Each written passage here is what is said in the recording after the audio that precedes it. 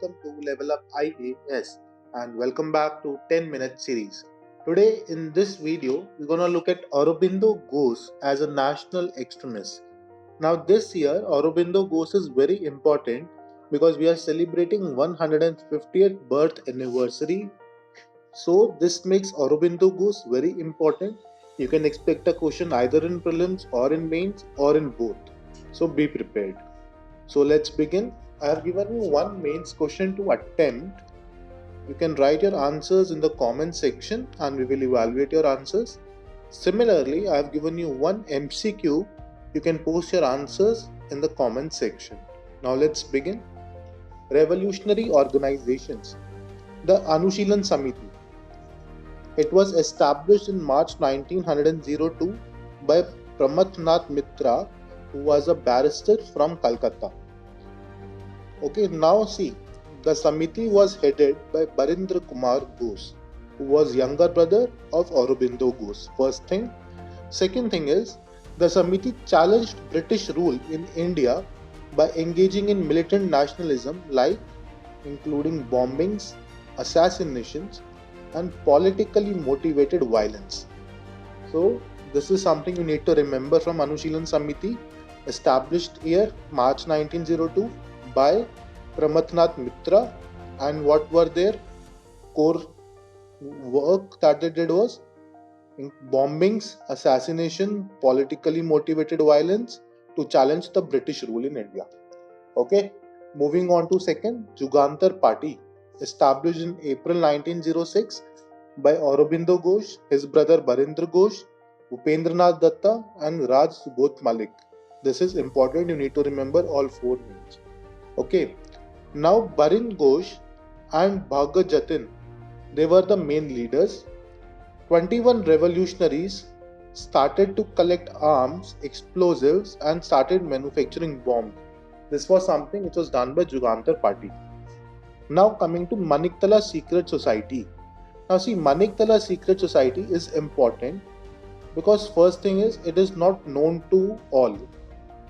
Jugantar Party, Anushilan Samiti, we do read it in our preparation, but Maniktala Secret Society is something we get not known to.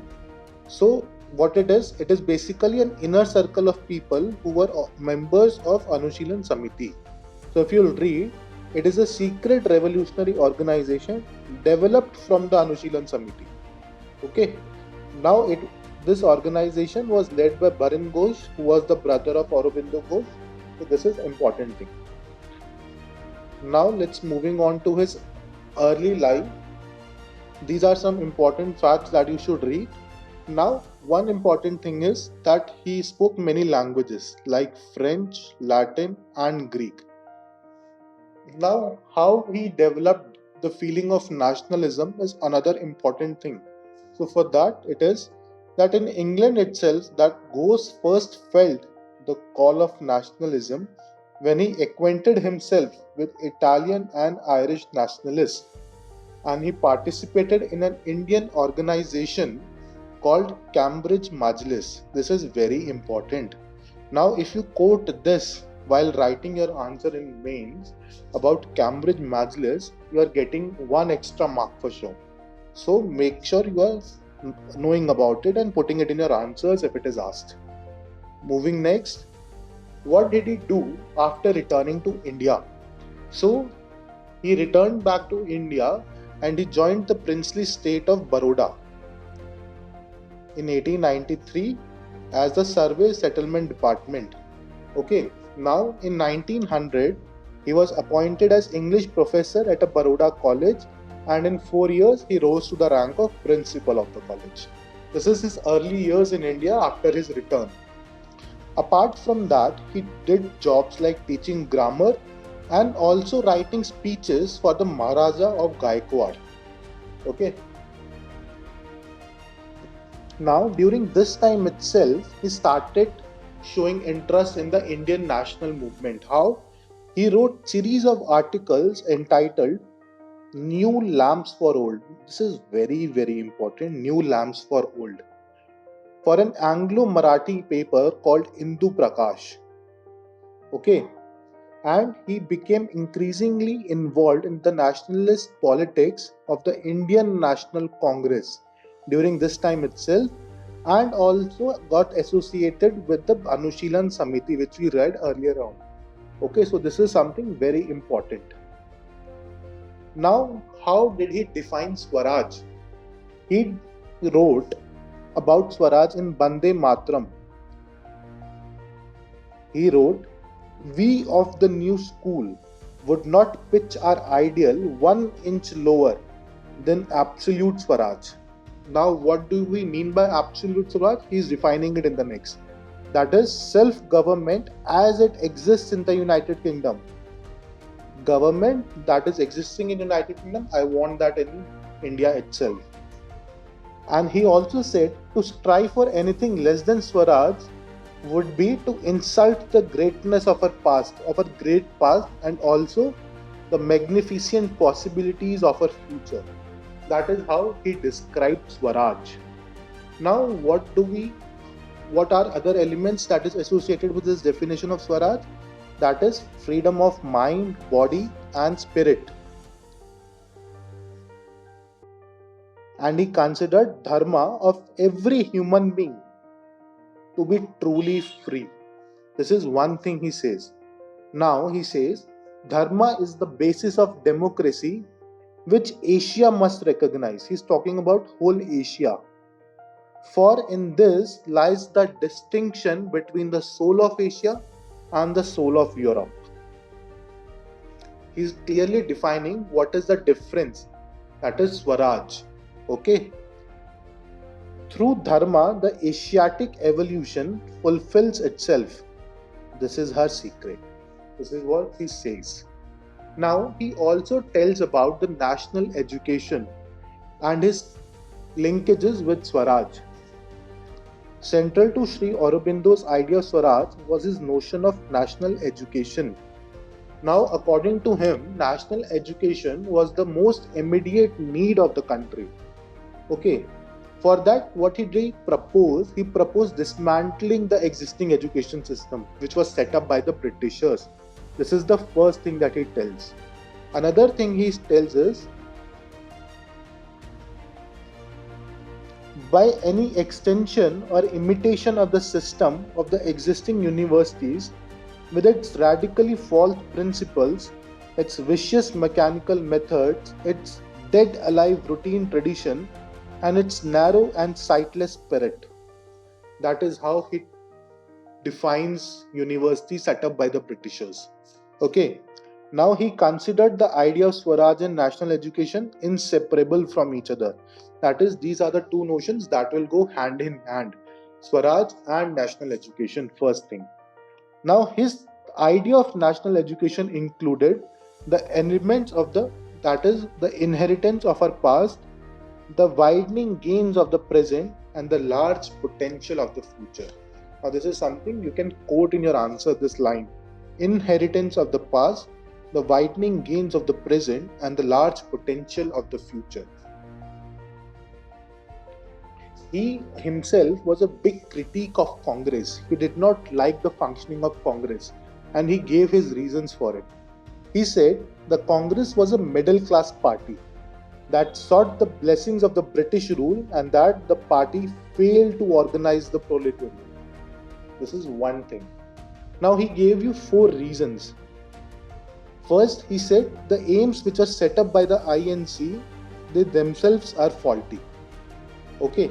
Second thing is the spirit or the way in which we try to achieve are not sincere ways.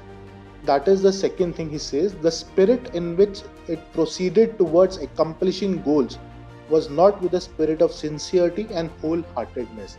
That is the second fault he is defining of Congress. Third thing he says is, now the methods which they adopt to achieve the goals, these methods are also inappropriate. This is the third thing he tells.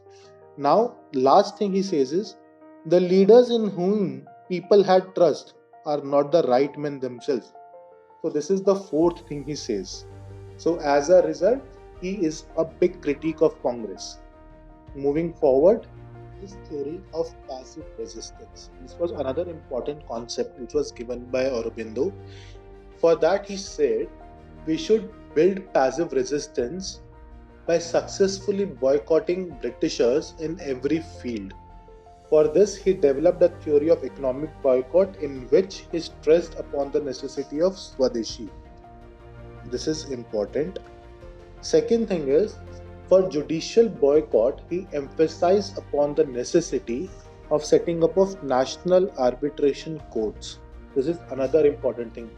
Now, very important thing that he gave was he asked people to socially boycott other Indian people who did not support the cause of non-cooperation. So this is something which was different what he gave in his theory of passive resistance. Now, how is his theory of passive resistance different from Gandhi's idea of satyagraha? Passive resistance was conceived as a weapon of the weak, and it did not exclude the use of physical force or violence for the purpose of gaining one end. I'm repeating, does not exclude. Whereas Satyagraha was conceived as the weapon of the strongest, and it excluded the use of violence in any shape and any form. So basically, Gandhiji's idea of Satyagraha was adamant that violence will not be used, whereas Aurobindo's theory of passive resistance said violence can be used depending upon the situation. Okay, moving further, Ghosh as an extremist. In 1903, he published an article called No Compromise, and this article was circulated a lot in the secret societies. Okay, first. Second thing, when the partition of Bengal was announced by Curzon, he wrote in a Bengali newspaper called Jugantar that we should start open revolt and preach for complete independence. This was another thing that he emphasized. Now, this article also gained widespread popularity, and it instantly aroused the feeling of national sentiments, which led to people protesting throughout the country. Okay. Now, as we know, Bipin Chandra Pal was an extremist in the Congress. He started with a newspaper called Bande Matram, and he asked Aurobindo's assistance in editing the paper. Aurobindo began to write articles for the paper that endeared him to the people, but also the wrath of the British government, because he was very critical of the British policies. Now I have given you one important quote which Aurobindo wrote in the Bande Matram newspaper. He wrote, "It is the common habit of established governments, and especially those which are themselves oppressors, to brand all violent methods in subject peoples and communities as criminal and wicked." This is how he described Britishers in an article in Bande Matram. So this is important. Now he was arrested in Alipur bomb case or Alipur conspiracy case in May 1980.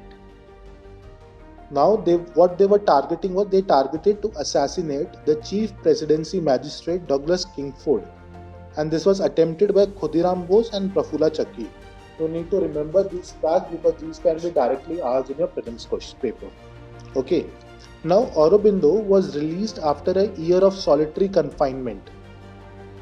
Now see how brilliantly he was defended by Chittaranjan Das, and Chittaranjan Das described him as, "Long after this controversy is hushed in silence, long after this turmoil, this agitation ceases, long after he is dead and gone, he will be looked upon as the poet of patriotism, as the prophet of nationalism, and the lover of humanity. Long after he is dead and gone, his words will be echoed and re-echoed, not only in India, but across distant seas and lands." See how beautifully Chittaranjan Das has described Aurobindo Ghosh. Now, during his stay at the prison, Aurobindo's life started transforming into one of spirituality and self-realization. Now, this is the part that is Aurobindo's life as spiritual leader. Will be doing a separate video or part 2 of this series, and we'll be basically talking about this phrase itself, Aurobindo's life transforming as a spiritual leader. Okay, I hope you like this video and do subscribe to our YouTube channel. Thank you.